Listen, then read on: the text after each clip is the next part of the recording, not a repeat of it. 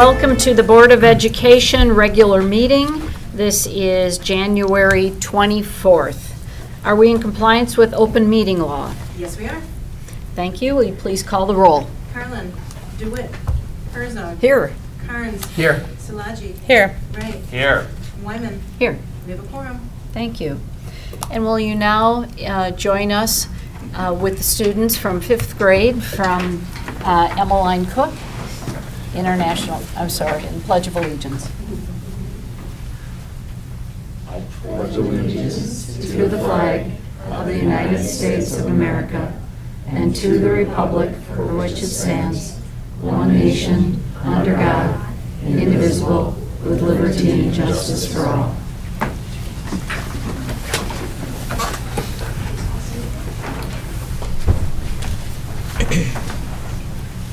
We have our two students tonight who are in 5th grade, Noelle Detloff. Thank you very much, and Elizabeth Van Gogard. Thank you so much. Thank you so much for coming and sharing with us this evening. Appreciate it. Thank you.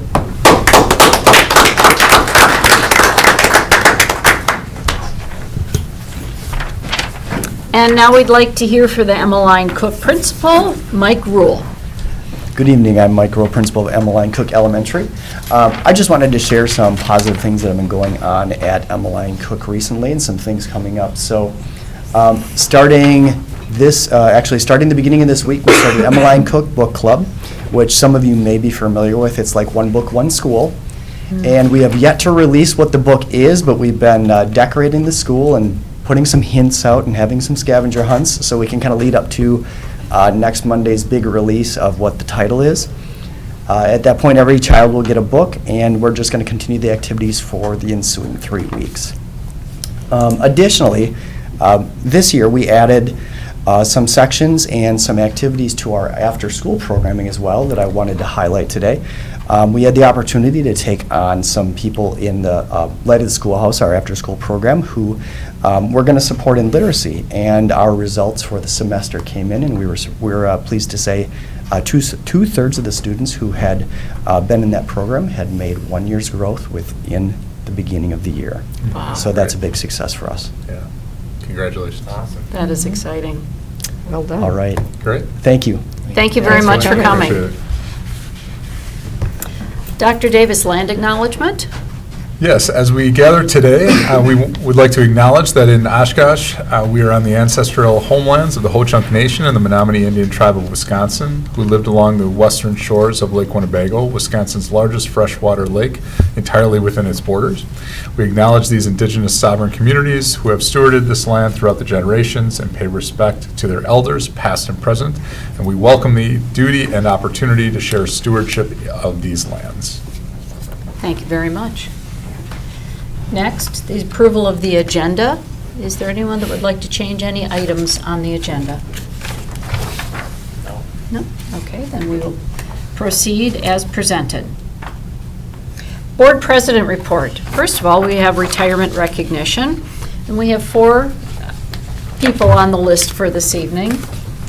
First one, Sally Glander, payroll manager in central office, and she has been with us since October of 2021. Ken Candler, building custodian at Perry Tippler, and he's been with us since 1997. Michelle Schussler, cross-categorical assistant at Shapiro, been with us since 2012. And Stephen Zander, maintenance craftsman, recreation department, he's been with us since 1989. Does anyone have anything to say about any of the retirees? Dr. Herzog. Thank you. I often marvel at the names of those people whose names appear on the retirement list, because I always think they're too young to retire. But I certainly want to wish all of the retirees a very long, healthy, and happy retirement, and thank them for the contributions they've made to the students and families of this district. In particular, I want to single out Ken Candler, whom I've known for a number of years when I was employed as a central office administrator, and I've always appreciated Ken's sense of humor and his devotion to students and staff and the quality of our buildings. And secondly, Sally Glander, with whom I've had an opportunity to interact with through the SOAR program, Special Opportunities for Artist Residencies. She's been a great help to me in making sure that the vendors get paid for the services they provide in the district. But to all of them, just a big thank you for all you've done for the students and staff and parents of our district. Thank you very much. Anybody else? Well, congratulations. Thank you very much for your service to the Oshkosh Area School District, and we wish you well in the future. Next, I wanted to do staff recognition for accomplishments for the first semester. And as I started to write, I realized this is this is something that I'm going to read because there were so many different components of it and I wanted to touch on each one. So bear with me, it's one page. Message to staff. I want to take a few minutes to speak to you on behalf of the board to say thank you to all staff members who may be on the front line or those behind the scenes for all of your first semester efforts. It is a team undertaking, and the board appreciates the role that each of you play in continuing to make the Oshkosh Area School District even better. Your energy given to the objective of educating our youth does not go unnoticed. We say students first, and we mean it. But without everyone in the Oshkosh Area School District Village, educating and mentoring our youth would not be possible. There is so much noise that can get in the way, but somehow all of you overcome and do an amazing job of sticking to the tasks at hand, which is providing a quality education for our students. We've seen some performance setbacks in the past, especially in the area of literacy. This board feels so strongly about the need to increase literacy scores that we put the literacy goals into policy. Dr. Davis has put the right people in place, the right systems, the right measurement tools, and now it's time to shine. This board has challenged Dr. Davis to increase literacy and math scores for all students. He in turn is looking inward to his newly assembled administrative staff, who is mentoring and leading the charge to challenge the principals. They in turn are leading the teachers in their buildings with specific key performance indicators, which are measured over the course of the year. Educators, the board knows you're being challenged and wants you to know how much we appreciate you rising to the occasion. It's not always easy, but the best part is that we all know we're going toward a common goal.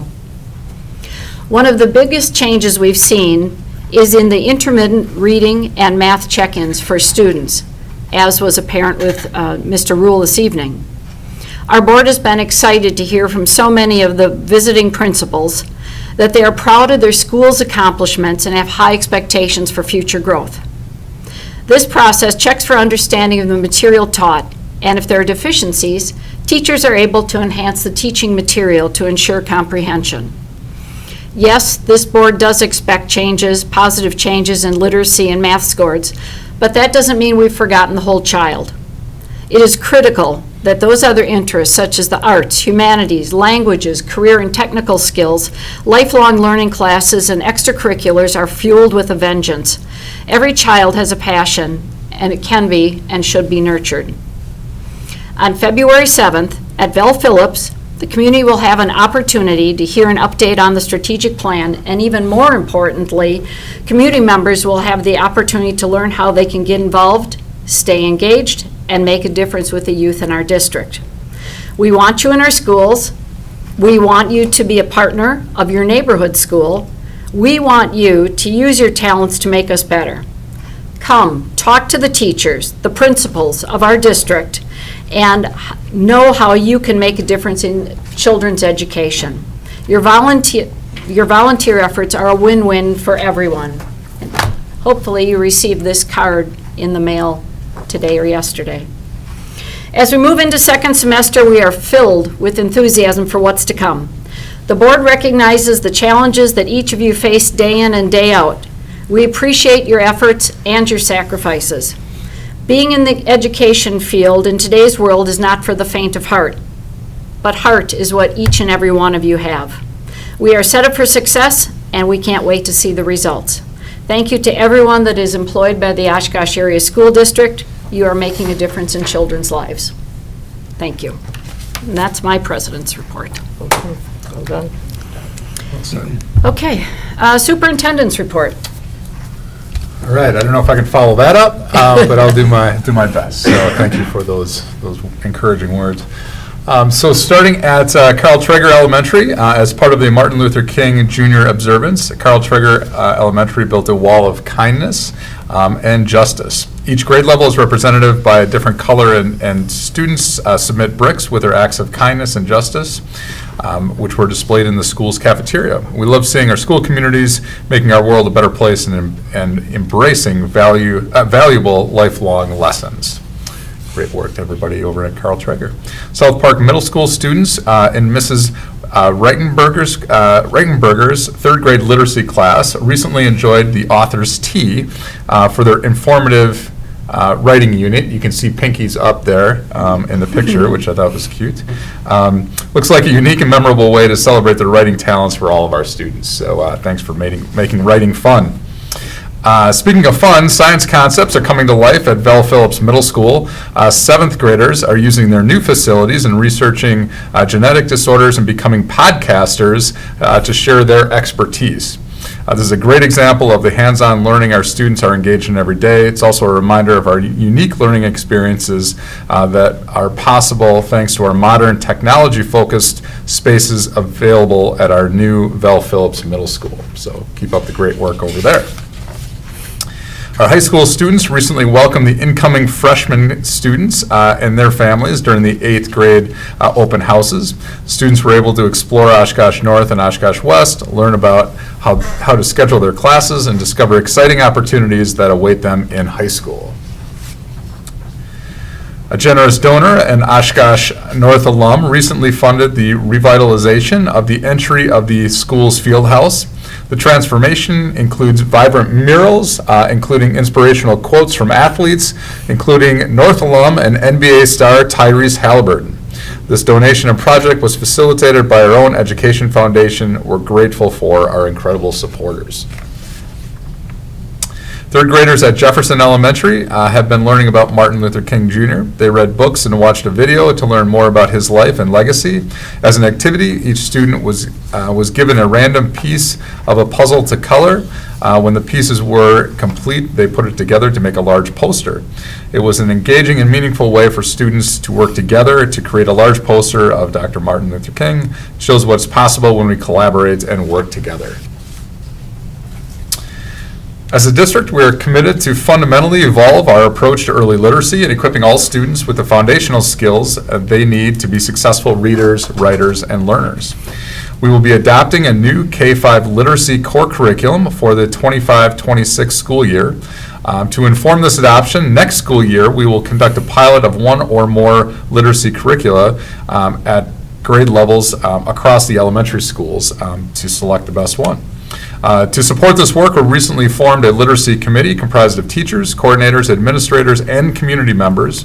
The committee's first meeting was held on January 11th.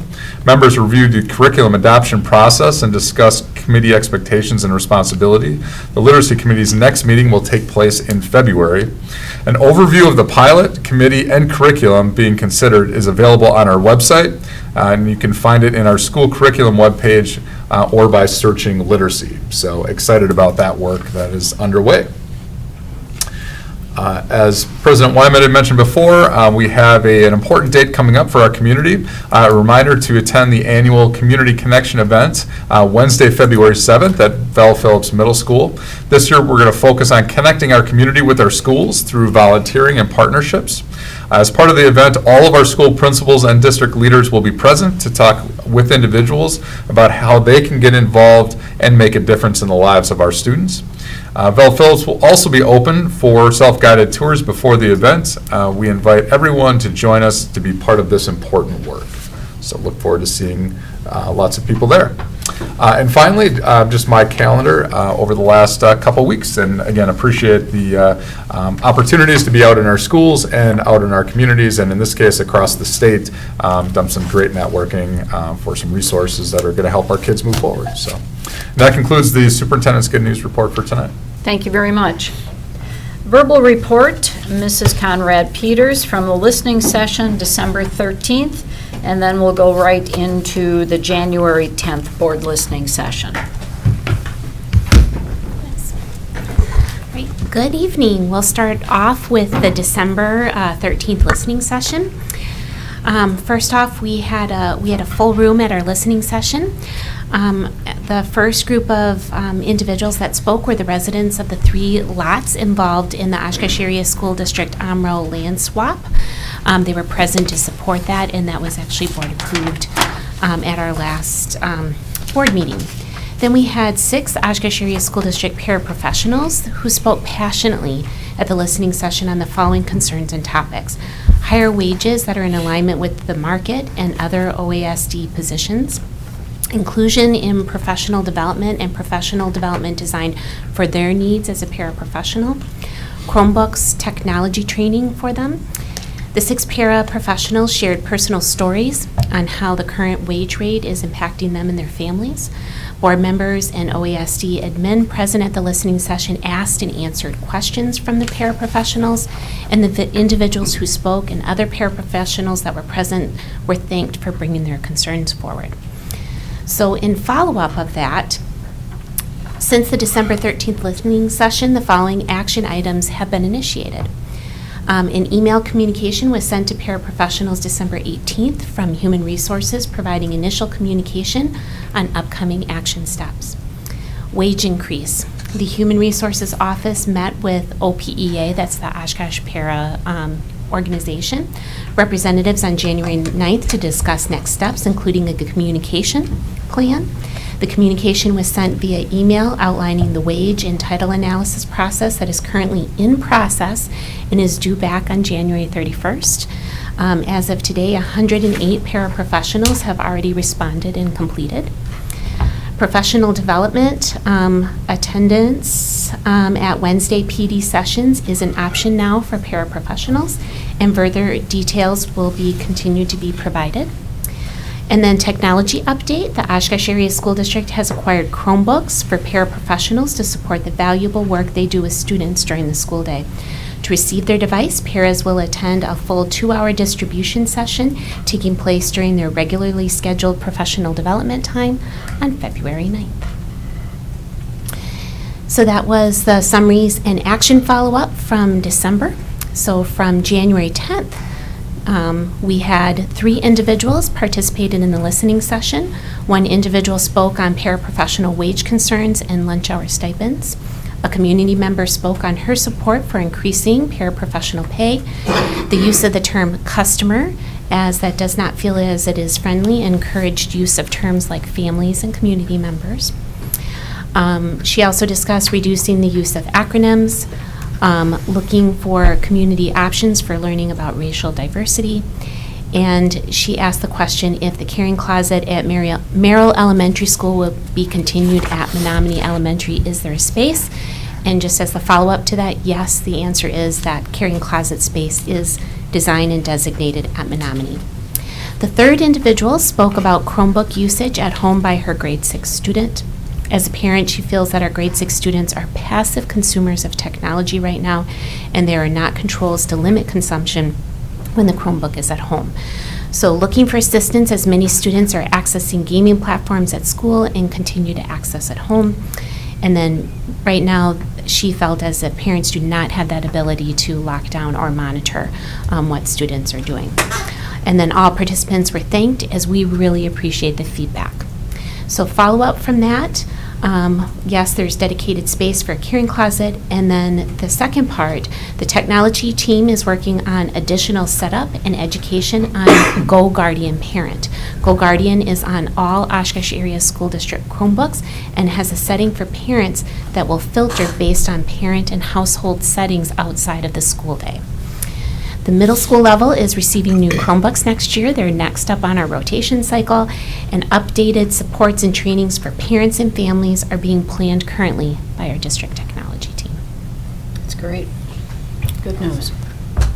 Dr. Herzog. I want to thank you for including action steps in your report. I think it's really critical that people understand that it's more than talking and listening, but that there will be follow-up, there will be actions, appropriate actions to address those topics that come up. The issue of the issuance of Chromebooks for paraprofessionals, I think, has been on their agenda for a number of years. I won't guesstimate how many, but I know it's been on there for a number of years, and I think that's really important. So I appreciate having an action step and indications of follow-up to those, because I think that's important for the public to know that it's more than just it's not a venting session, it's an opportunity to grow and move the district forward in certain areas. So thank you for that.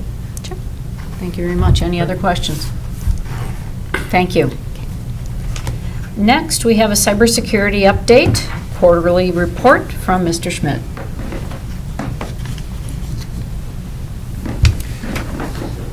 So, thank you.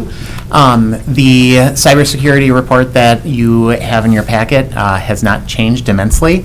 And this is one of those instances where I'm really glad that it's a very boring report. You know, the time that we have a very exciting cybersecurity report is going to be not a very fun day. So we have we've maintained our plans. We have everything is running smoothly. Our phishing rate is the lowest that it has been on record. So we're doing a good job of training staff to keep an eye out for those kinds of attacks and you know, that social engineering piece of things. And we continue to take a look at our systems and increase our security posture to help maintain the integrity of our network and the integrity of the services that we provide. One thing that will be coming very soon is we do have a critical piece of hardware at the beginning of the edge of our network. It's called a firewall. It's one of those, like, it's kind of like the deadbolt on your door, on your front door, so it lets authorized people in and keeps everybody else out.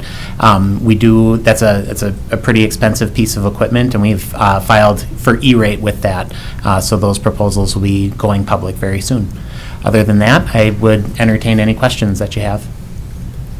Just to comment, thank you for working with Mrs. Conrad Peters in regards to the security at home for the parents and teaching them how to set it up and letting them know that they have the ability to set it up. That's critical, and that'll be even more important in the future. Thank you for that. You're welcome. Just another comment. While I was reading through the report, I appreciated that it was highlighted that we had the highest level of participation we ever had in training, because that's important. Obviously, to have a secure network, people have to be trained on how to keep our network secure. Was there anything that we could attribute to that higher level of participation to? Great question. If I were to guess, I would say we were a little more persistent about following up with people who had not yet completed the training, and we went through one round, and then we went through a second round. So I think that really contributed a lot to it. And we're continuing to get feedback on that whole process. I think the timing of it was at a time when, like, that was the only communication that they got about it. So it wasn't like in the past we had done those trainings at the beginning of the school year while everybody's doing all of their other required things, and this time we pushed it out a month or two. And we think that helped with that adoption or with that completion rate. But we're continuing to take feedback on that too, because the goal ultimately, like, we want to be at 100%. So and we weren't quite there. It was, high 90s, but we'll still continue to evaluate those practices. Okay, thank you. Thank you very much. Yeah. Thank you. Thank you. Thanks, Chris. Workers' compensation, Mrs. Conrad Peters.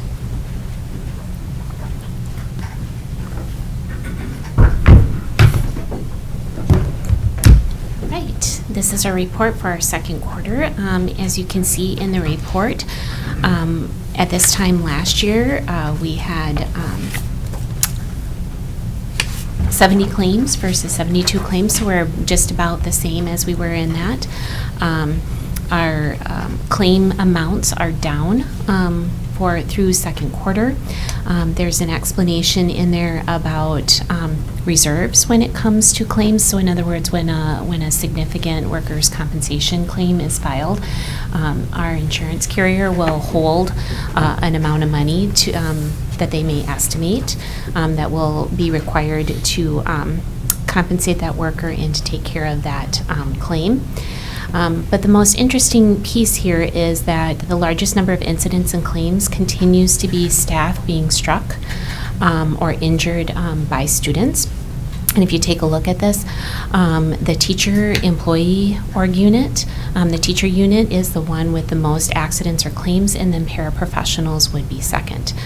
And then our largest claim dollar amounts for Q2 are from our substitute staff pool. So the biggest thing here, and we continue to do this, is training and retraining when working with students and really incorporating our NVCI, or nonviolent crisis intervention strategies and training.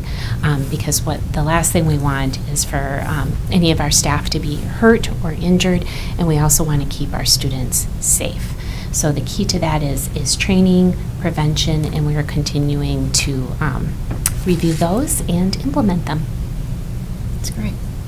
Questions? Mr. Carnes and Dr. Herzog. I'll say that the accident claims being with teachers and paras is kind of what we heard from the paras when they were here. Yep. And so I'm glad with the previous conversations that we're doing some work to help them, because there's obvious areas we can try to assist. So thank you for the report.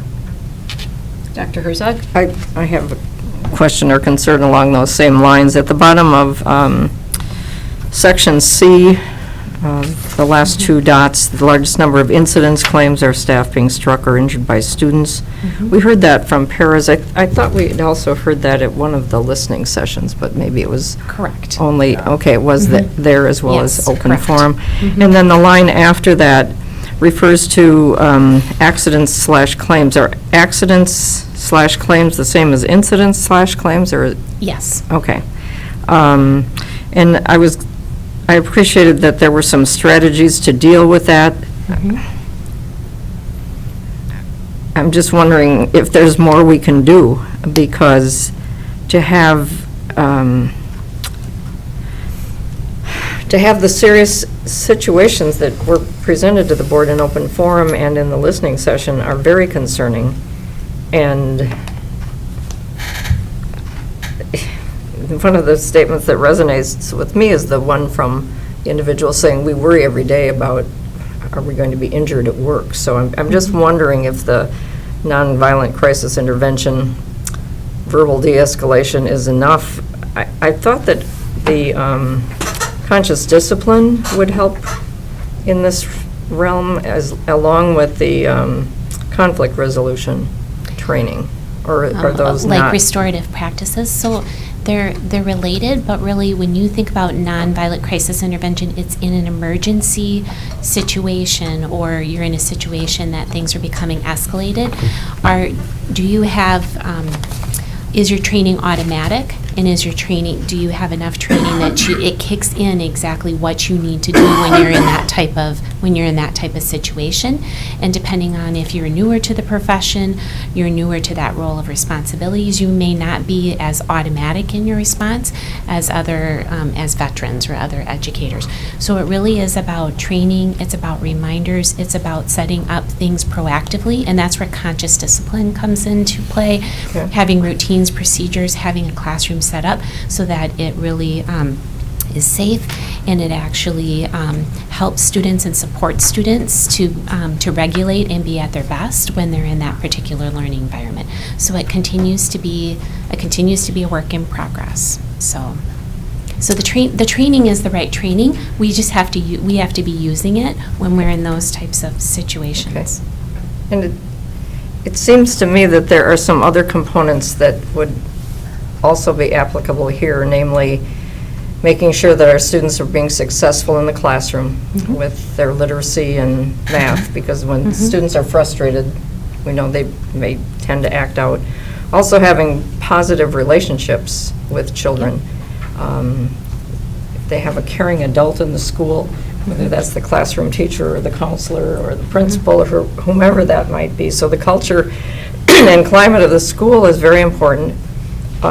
Just having good relationships with children, I think, helps. And then Mrs. Kiffmeyer's report to us a few meetings ago on student engagement. at least for the middle schoolers and high schoolers. If they're engaged in more activities in the school, we may see less of that. So I see many pieces to this, not just one piece that's going to take over, but that first dot under the strategies for creating a culture of safety, I think, speaks to this quite well. But I also see other components as impacting that. So thank you. Can I add?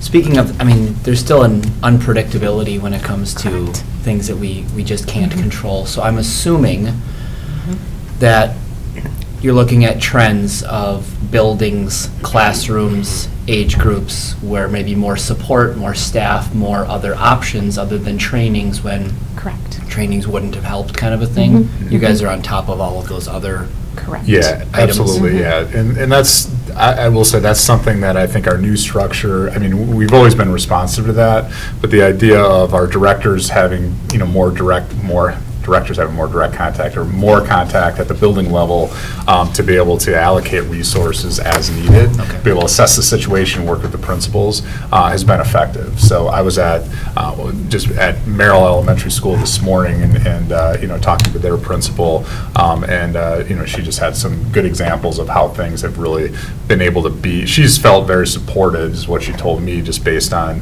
how things have evolved this year, and a lot of that is just the responses that she's been able to lead internally, but also maybe some supports that she was able to get as things come up.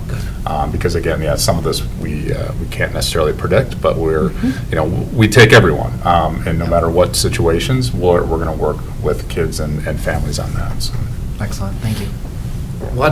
I guess this is kind of going into the weeds on the subject a little bit, but nonetheless, so most corporations, right, they have committees set up for workman's comp claims, whatever, and they try to put people in place to try to reduce those numbers. And they have lean meetings, whatever, to try to put strategies in place to reduce the number of claims. And I know we do some of this because you guys talked about it, but what is our process for trying to reduce these claims? If we notice a pattern somewhere, then what measures do we put in place, or what problem-solving type things, I guess at a broad-based level, do we do? So if you look at the pattern that we described here, is most of our claims around are injuries, right, or being struck by students. And so those pieces, after every single time after something like that happens, we do a review. Were procedures followed? Were things in place? How can we improve? And the individuals and the educators that were involved in that are involved in those after meetings to find out what can we do to improve. The other piece behind that is really making sure we're doing monitoring and audits of our classroom environment. Do we have other safety pieces in place? And that would be utilizing our safety checklists and our risk management checklists to be able to do that. So yes, we engage with staff members to figure out how can we do this better. Okay. Thank you. Thank you very much. Thank you. Thank you, Jude. Audit, Mr. Nehans.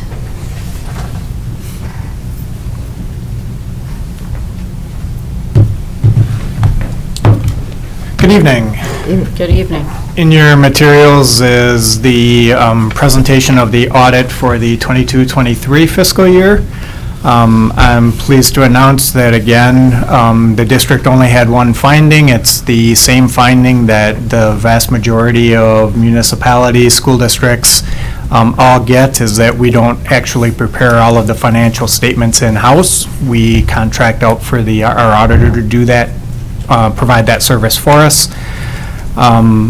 Some notes to highlight on that are that we are using, out of the audit, we work with our auditor pretty closely on some improvements that we can make. We began the process of trying to shift to a more cashless environment last year. We've been continuing and working to try to do that, especially when you look at our high schools. The amount of cash that comes in, it provides more opportunities for mistakes or things to happen. So trying to shift to a more cashless environment is a much better liability for the district position. It also does it gives parents a little bit more control and a little bit more ease knowing that money got to where it was supposed to get. There's a lot of times that you're looking at elementary kids bringing in cash for different things just because that was the environment we used to be in. Another opportunity that we had identified last year with the audit that we have made some changes to is making sure that we get in a more of a quarterly claim system for claiming in our federal grants. So any of our special ed claims and our titles, all the different title grants, trying to get in a little bit better rhythm to get quarterly claims. One of the advantages of getting into a quarterly claim mode is it would potentially reduce the amount of short-term borrowing that we would have to do because we'd have a little bit more revenue coming in between tax time. So that is something that we have started, especially on the special ed side. We have made claims already within their claim department, so that we are looking at improvements there. And again, I would anticipate that this time, as we go to next year for short-term borrowing, we potentially are going to be able to reduce that amount based on that structure. Are there any questions with the audit? I just wanted to thank you for, it's not a question, I just wanted to thank you for the quality of your report, and I really appreciated that under 3C, 3 key communications B, you clarified, you did this at the finance and fiscal, thank you, F&F committee, that there was the finding of not preparing the financial statements. It's not that they weren't prepared, it was that they weren't prepared in-house, but they were prepared. And Correct. so I'm glad you clarified that, because I think someone might have had a question on 3B, so thank you for that. Yes. Thank you very much. Thank you. Well done. Other reports, Education Committee.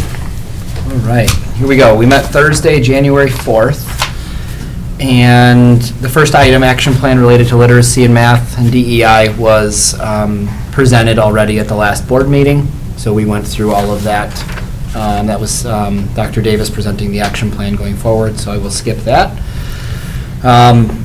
We also talked again about proficiency grading, and it was a continuation of our December meeting, just getting around the first semester that we've had this for middle school and what, where we're at, and questions that many of us have received. Highlights are, we're requesting communication to families regarding the research and a message that this grading system does not lower the bar on grading, which is something that we've heard.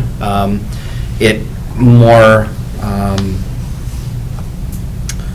proficiency scoring should help teachers differentiate students who need more of a challenge versus putting students into a situation where they're not being challenged. So it's an opportunity to maybe hit our students where they are better and give us a better estimate of what they've really learned. So we had some good conversations and on that. So more to come probably from communications on that. Dr. Coleman had presented regarding academic pathways, how to reach AP and CAP courses in high school. I think the major takeaway from that presentation was very simply, all of these pathways are listed on our website, and we went through how much is actually out there, so that's kind of a plug for our website, that there's a lot of information out there as to what those pathways are, how to access them, and so we do share a lot of information regarding that. ALPS charter school transition. Dr. Coleman also presented on that the ALPS charter is set to expire, but the school itself will continue on, just in a different capacity.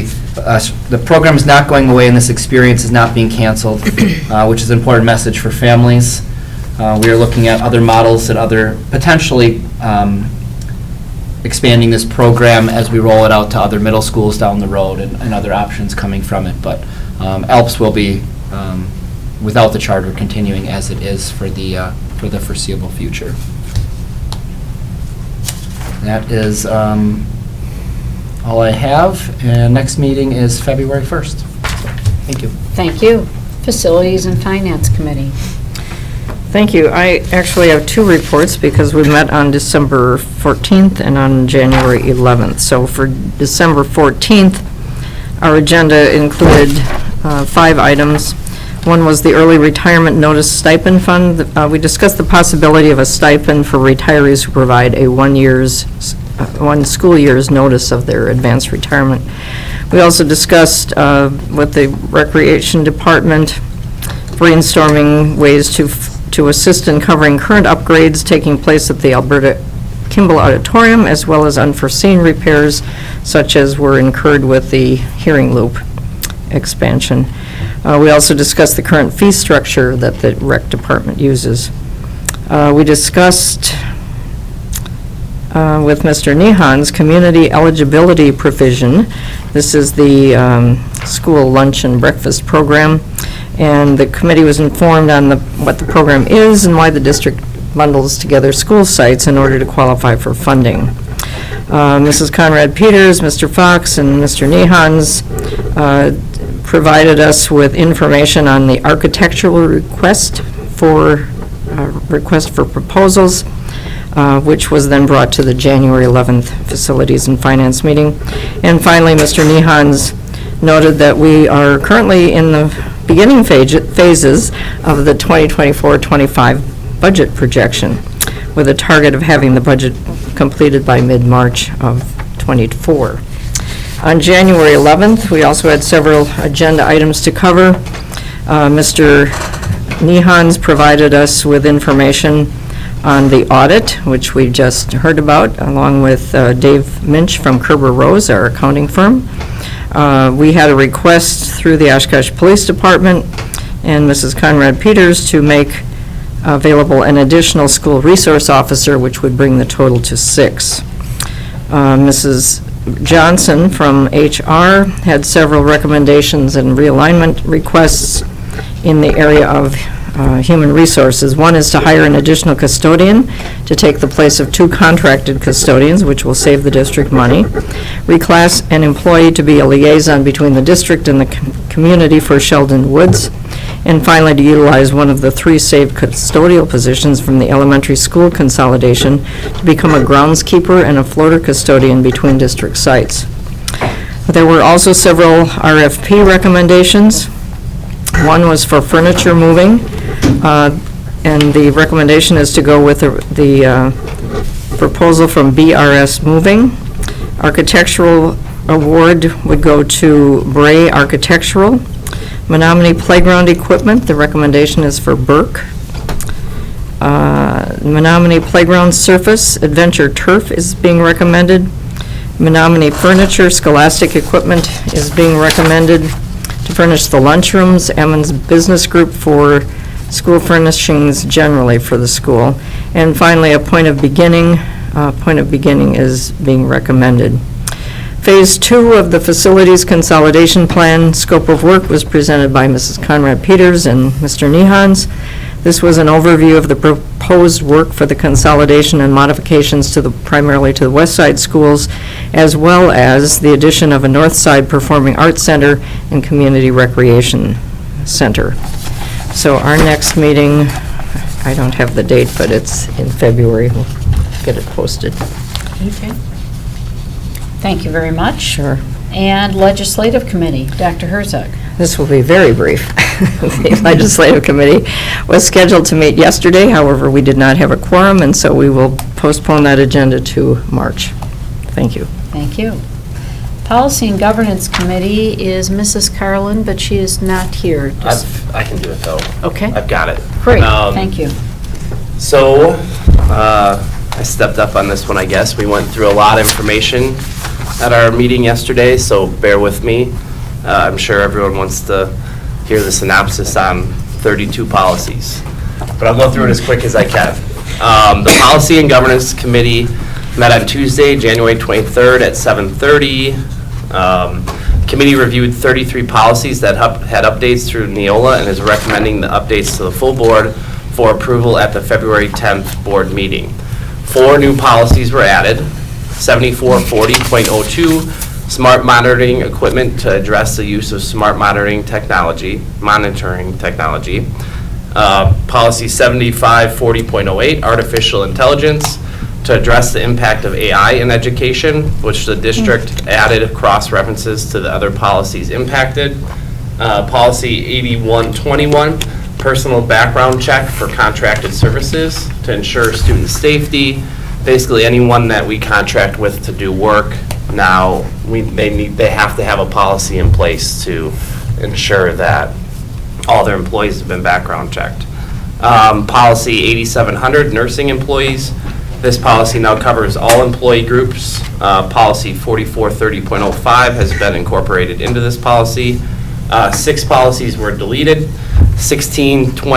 Policy number 1623, 3123, 4123, Section 504/80A, prohibition against disability discrimination in employment.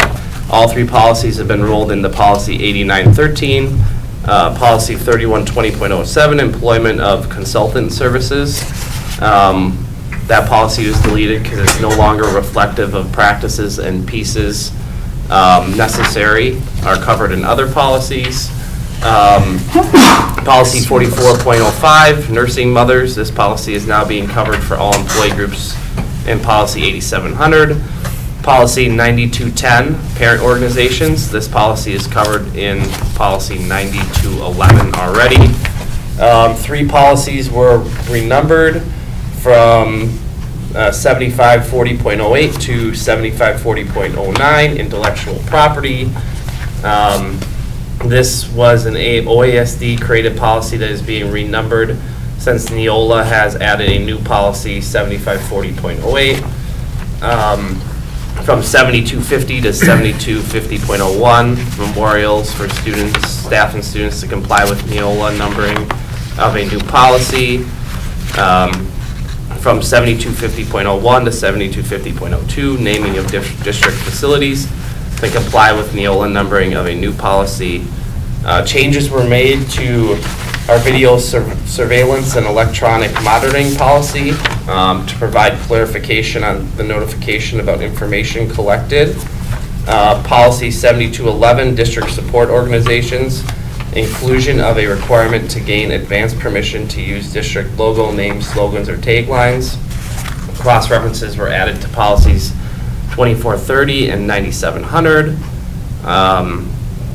Policy 2430, district-sponsored clubs and activities for cross-reference was added from 9211. Bear with me. We're almost there. Policy 6610, non-district supported student activity. This total policy's language was overhauled to reflect auditor recommended changes in relation to GASB 84. Policy 8500, food services, updates were made to language regarding non-discrimination. DPI auditors determinations caused updates to requirement regarding delinquent school lunch balances. Policy 8531, free and reduced price meals. Changes were made to match USDA non-discrimination language. Policy 1421, 3121, 4121. Criminal history record check and employee self-reporting requirements. Clarity has been made to language regarding the self-reporting requirements. Policy 1630.01, 3430.01, 4430.01 FMLA. A confusing reference regarding the status of full-time staff eligibility for FMLA was clarified. Policy 3139 and policy 4139, staff discipline. Language was added with regard to investigations involving potential criminal conduct and issue of a Garrity warning in appropriate circumstances. Policy 5517, student anti-harassment, better definition of the Garrity warning was provided. Policy 5200, attendance, revisions were made to clarify the type of student absences that require written approval versus phone calls. Policy 5530, suicide prevention, intervention, and post-vention. This policy language was overhauled to now include information on prevention, instructional elements, and provides more information regarding procedures for specific situations involving intervention. Policy 5530, student prohibited use of possession of intoxicants, drug, or paraphernalia. Language was updated to include the ever-changing, ever-expanding scope of drugs and drug derivatives. The meeting adjourned at 8:30. Thank you very much for listening to all that. That was a lot, and that's it. Thank you, Mr. Wright. WSB Delegate Assembly from the January convention. Mrs. Carlin is our representative, but she isn't here this evening, so Dr. Herzog will give us a brief overview. Thank you, Mrs. Wyman. At the April reorganizational meeting of the board, Mrs. Carlin was appointed as the delegate to the Delegate Assembly, which is where the WASB presents updates to bylaws and priorities, potential priorities that the organization will pursue in at least the following year. This was a meeting on January 17th. It provided for the opportunity for all 421 public school districts to have a representative, as well as all CISA districts. There were 11 resolutions that were considered. All 11 were passed. Some had minor tweaks as far as amendments to them, but they all passed. And Mrs. Carlin did the district proud. She went to the microphone a couple of times and helped to move the process along. So we thank her for her service on that board, and we'll wait until next September for the next round of resolutions. Thank you. Thank you very much. We do not have any non-agenda nor agenda-related public forum people that signed up this evening, so we will. Oh, yep. Sign up was out there beforehand. I take that back? Yeah. That's all right. Process. Yeah, no problem. Is it agenda related or? Agenda related, Okay. yes. So if you could just put your name there and your address, and we'll keep that for the record. If you begin to speak, give your name and address for that.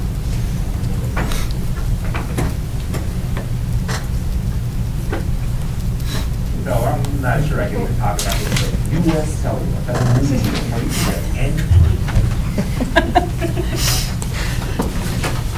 Hi. Hello. Hi, I'm Jacqueline Voss. I live at 2939 Sheldon Drive. I'm a parent in the school district. I currently work as a sustainability manager, and I am also the president of the Sheldon Nature Area Committee. So I'm here to talk about Resolution 7 in the agenda. So the committee was surprised to see the resolution regarding the position for a groundskeeper with work with the Sheldon Nation area as a liaison. We had no communication about that prior to this, so it was a bit of a surprise to us. Now, the Sheldon Nature Area Committee has been managing, planning, and financing this area for the last 30 years. So we have a lot of experience in this area, and just wanted to make sure that we addressed any questions and stuff about the position. We definitely welcome further engagement from the district with the committee. There's certainly a lot of stuff to do out in that nature area. But we want to certainly make sure that there's a good understanding of what this position is. We definitely have some questions about it, and we want to make sure that the right individual is selected for this type of work as well. So, for example, when we listed here, it says with the Department of Natural Resources, DNR, having to formulate a 30-year plan for the nature area. So this is reference to the Forest Stewardship Plan that is part of the School Forest Program. The Sheldon Nature Area Committee had applied for that program a couple years ago, and as part of that program, the DNR created this plan for the nature area. We definitely want to make sure it's clear though that the plan, although it's called a forest plan, is part of a school forest, and even, I know Barbara, in your report you mentioned Sheldon Woods. It really is more than woods in this area. It actually contains 7 different ecosystems that the committee has been working over years to develop and maintain. So as part of this plan, the Sheldon Nature Area is in the process of executing many of the items in this plan currently, and is currently working with the DNR and consultants, as a consultant in this plan.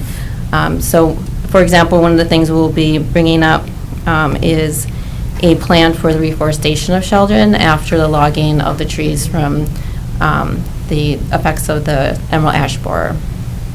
So just really what I want to bring up tonight is just to make sure that the communication is there with the committee and the school district, making sure that a qualified person is in this role. We're happy to work with someone and really move forward a lot of the things that we're looking at doing in Sheldon. But we also do want to make sure that, when we talk about that role, here we're talking about as a groundskeeper, and someone who would be qualified as groundskeepers for athletics is very different than how you're going to manage and maintain a nature area. So we just want to make sure that that role is considered when we're talking about what kind of ecosystems and qualifications that might be needed for that. Yes, thank you. Thank you very much.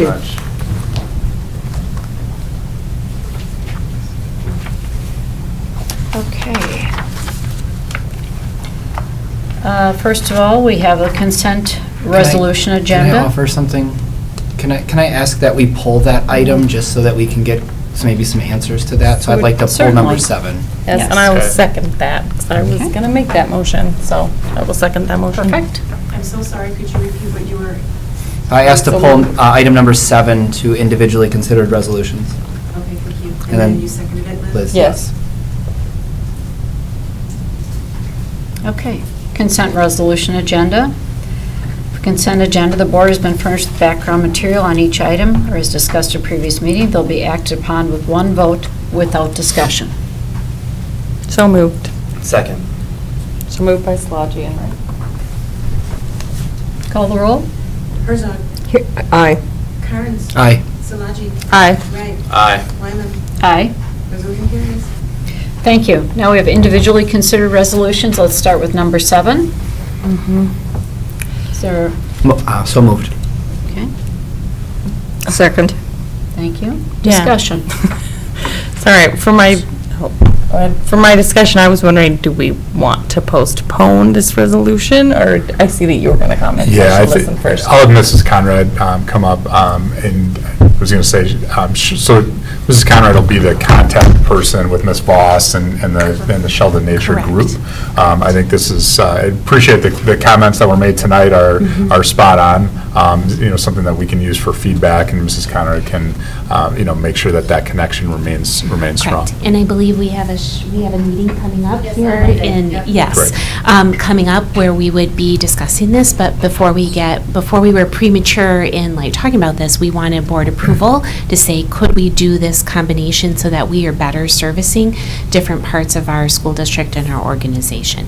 So as we're doing this, we're looking at, as we consolidate, how do we take pieces so that we can recapture one efficiency, but also improve services to all of our other programs and our sites in there. And so this was really a discussion to say, how can we have dedicated time, leadership, and obviously having the right person in that spot is going to be key, and that's all taken into consideration when you look at the reclassification.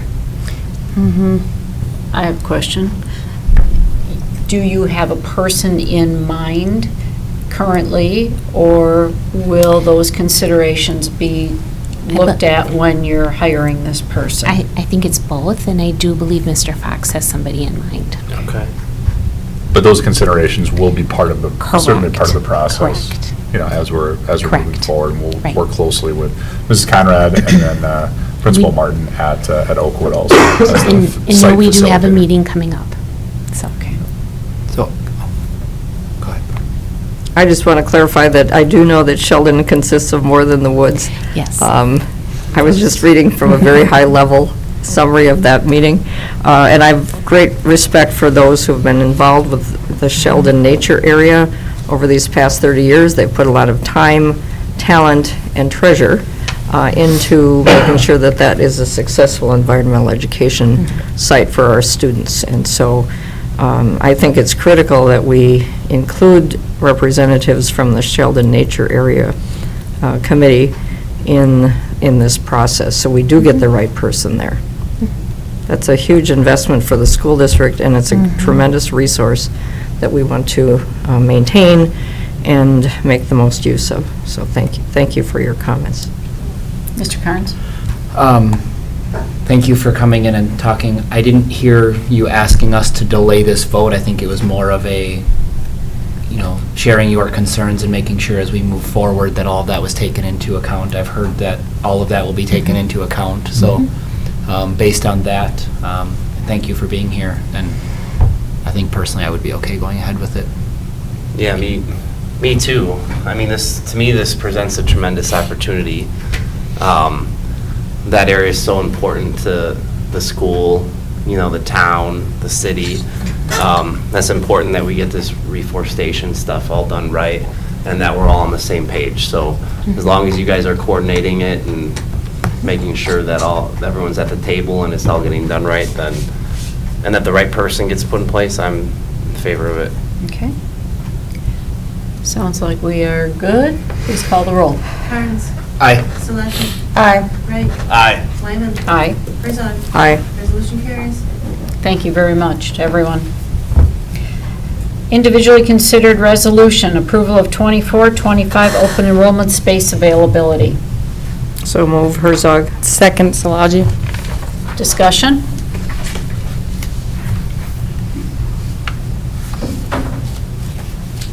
Call the roll. Solaki. Aye. Wright. Aye. Wyman. Aye. Herzog. Aye. Carnes. Aye. Resolution carries.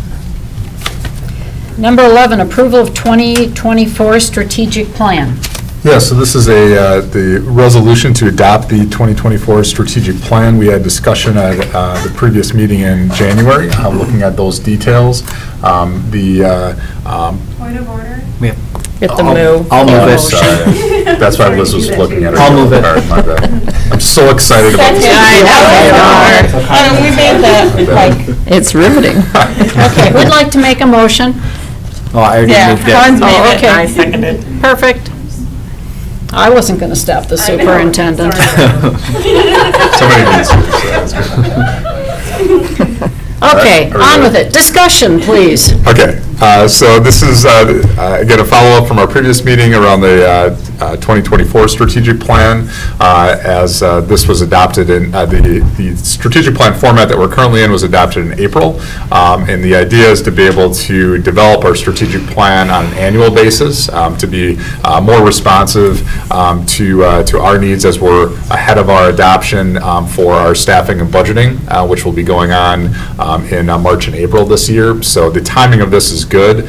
We'll have a community presentation of the strategic plan, if it is adopted tonight, on February 7th, as an opportunity to inform the community and have transparency around our key performance indicators, and then also to invite the community in to be part of our success as we're moving forward. So we feel that that's important. One of the questions that did come up just related to the ratings on the equity plan. So we have a spot for the equity plan to be part of our ratings that hasn't been confirmed yet or developed yet at the administrative level. That'll be presented in April as part of our board calendar. And so Mr. Miller's developing the final touches on that report, and then we'll have a rating for that report as we would move into the 2025 strategic plan, as we would move forward. But the reflection of the results here are from the 22-23 school year, and then you'll also see celebrations and then opportunities for improvement, which set our mark forward. The evolution of this plan then from a district level down to a building level, which is where the action is, will occur over this spring and summer, where all of our buildings will have strategic plans that reflect their progress in 3 areas. We'll look at literacy, our social emotional learning through our SABRS scores, and then we'll also look at staff engagement. So that'll take us from, a 20 key performance indicators at a district level to really hone in on what we feel are the most important high leverage areas at our schools around literacy, SEL, and staff engagement. So that's what the process will be. I just appreciate the board's support of this format. It really allowed us to focus on our data and our results. And then we've structured our strategic plan workshops, or the workshops at the board meetings around our key performance indicators, which is where we go into depth into each one of these. But we do want to make sure that we have an opportunity to communicate at a high level this plan and just set some markers out for the upcoming school year. So with that, I'll take any questions for the 2024 strategic plan. Mr. Carnes? Looking at it, we have 19 areas, and I don't disagree with any of them. We've discussed it, and I like it. I think having been at the state education convention last week, at one of the breakout sessions, they talk about, just making sure that we don't have too many, and making sure that we're able to focus. And I trust your leadership in that, and that these are the areas that we are. I just, to share that it, looks like a lot, but if it's, because I'm sure you could have 200 of them, that we have a lot of things that we're focusing on, and not everything meets here, but just based on that, I support this. Yeah, no, I appreciate that, and it's an important move for us moving forward to get down to the building levels, and that's where the refinement happens, where we're really taking a look at, the reading achievement, our SABRS data for our SEL work, and then our staff engagement. So that's really where that refinement, that filter will happen. It just needed to be developmentally, we needed to, get ourselves, on the ground from a district standpoint, so we started at that level. So, thank you. Thank you. 3 years ago, when I started on the board, we had some information presented to us, and it talked about how we were a school district of individual schools, rather than a school district with common purpose and common processes. Could you explain to the community for a little while, or briefly, about how these new processes are going to help us refine and better our whole system? Yeah, so I appreciate that. So it's really, from us, alignment from the board level down to the classroom level. Like, that's really what we want to work on from a system standpoint, to be able to have that consistency. So these key performance indicators end up, for us, being the targets that we shoot for as we're moving forward across the system. So as you can see, for many of these, especially the academic achievements in math and reading, we're able to then put markers out at the building levels to be able to say, this is what we're shooting for, this is what the expectation is, and then each building can report out on, and this is where we are right now, and here's our individual strategies to be able to make that happen within the context of working with our teachers and our kids and what we know best about our school communities. So there's the ability to be resourceful and creative, but also be within the parameters of the expectations, same goals, curriculum materials are consistent, and then we have our experts at the classroom level then be able to work with all the dynamics that happen within a classroom of students. So again, we kind of call that tight loose, if you will, so tight alignment to make sure that we're all shooting at the same thing, but loose enough to be able to have the expertise of our staff to be able to make the gains that we need to. So, and I think it's important to note too that the district didn't have these monitoring systems in place before, these expectations as a district, so gathering this data is going to be very helpful in helping students and teachers progress, and the school district progress. And I think pulling it out to this level, and this level of transparency and simplicity, if you will, and this document has really helped. So when I came on, looking at the strategic plan, certainly there was a lot of there was a plan, and there's a lot of data that was there, but I think the organization of it and having to be more accessible from a community and especially a staff standpoint is really important as we're moving forward.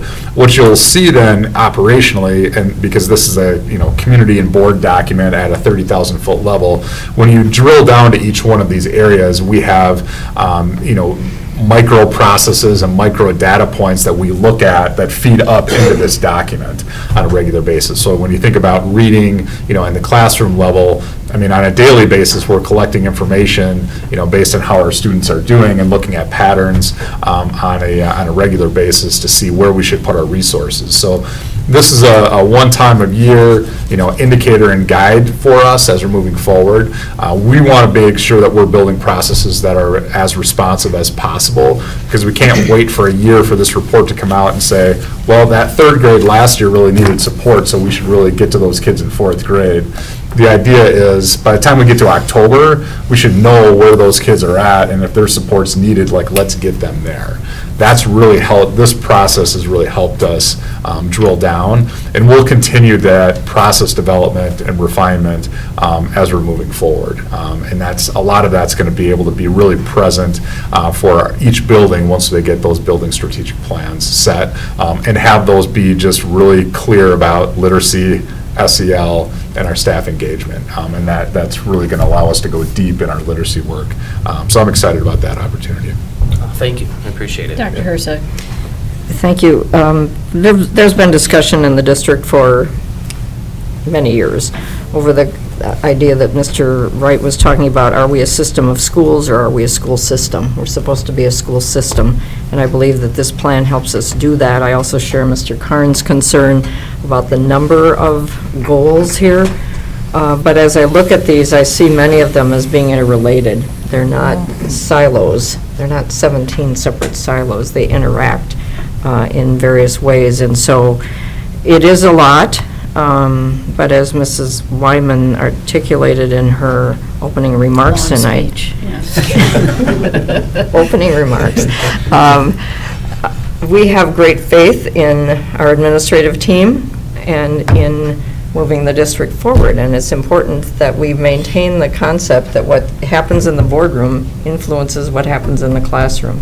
And so we have a responsibility to make sure that those things are happening. We do have an obligation under the law to hold the district accountable. That is, we hold the superintendent accountable, and I think this achieves all those goals, so I support this.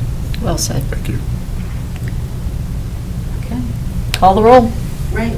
Aye. Wyman. Aye. Herzog. Aye. Carnes. Aye. Solaji. Aye. Resolution carries.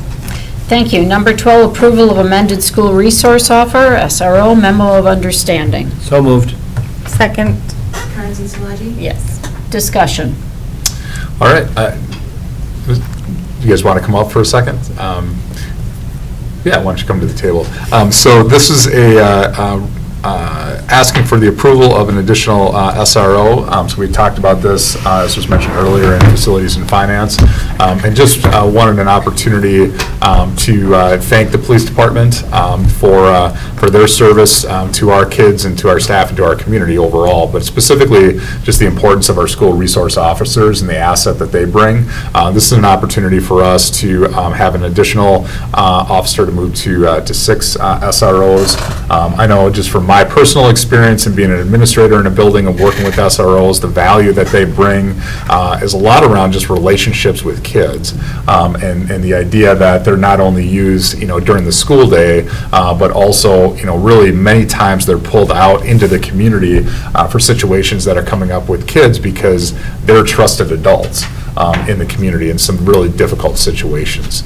So I just want to say thank you for your service and the service of the department in this endeavor, and then just ask if there's any questions from the board that we have some representatives here. I mean, Facilities and Finance Committee meeting, we had a really good conversation with Chief of Police Smith that was there, and so I thought that was very productive. We shared a lot of thoughts and things we've heard in the community, and he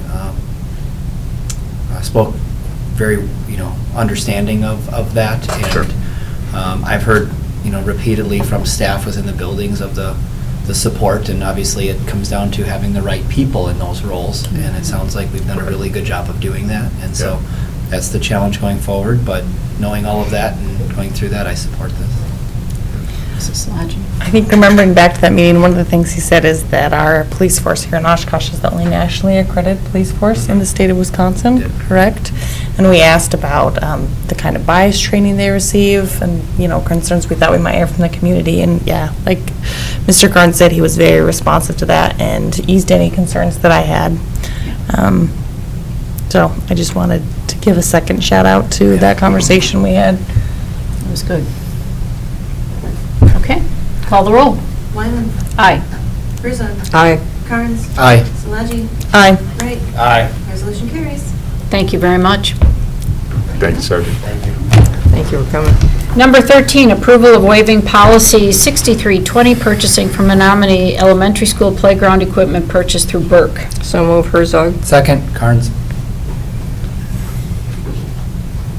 This, I'm sorry. Go ahead. This resolution was needed because our policy 6330 on 6320 on purchasing requires more than one competitive bid for large purchases, and we only had one. I had an opportunity at the State Education Convention last week to speak with some of the representatives from Burke. They're very excited about this project, and they had high praise for both Mr. Nehans and Mr. Fox in terms of working with them on this project. I think it will be a wonderful addition to the Menominee Elementary School and to that part of Oshkosh, even though it's adjacent to Menominee Park. But it's going to be a wonderful playground area which will enhance physical education classes as well as recreation opportunities for students. And wasn't it true that there was only one bid because they don't have competition in this area? There's no one else in the state who does this Right. type of work. Yes, okay. Call the roll. Herzog. Aye. Carnes. Aye. Solaji. Aye. Wright. Aye. Wyman. Aye. Resolution carries. Thank you. And our final resolution, approval of selection of Bray Architectural and Engineering Services for Phase 2 of the Oshkosh Area School District Consolidation Plan. Is there a motion? So moved. Second? Herzog. Second. Discussion. So this is an opportunity to move forward with Bray Architects. So they've been our architects for Phase 1 of our long-range facilities plan. Have done a great job in the facilitation of Bell Phillips and all the projects that we've had, and certainly Menominee is on time, on budget, so we appreciate their work. The value, certainly, you can see from the resources that they bring for Phase 2 is significant, not to mention just the historical information that they provide, and anybody else that we would bring in would need to get up to speed, and that takes time and that equals money. One of the unique features then will also be provided as part of their Bray services this time around would be some pre-referendum services just related to community outreach, community communications. So they'll work in partnership with Katie Neiman and her and Hannah, our communications department. But Bray is very well established in this space. We've got a lot of trust in them. You hear from Nate on a monthly basis to be able to give updates, and excited to have an opportunity to work with them to move through our second phase of our long-range facilities plan, and make that an opportunity for the community to decide whether or not to move forward with.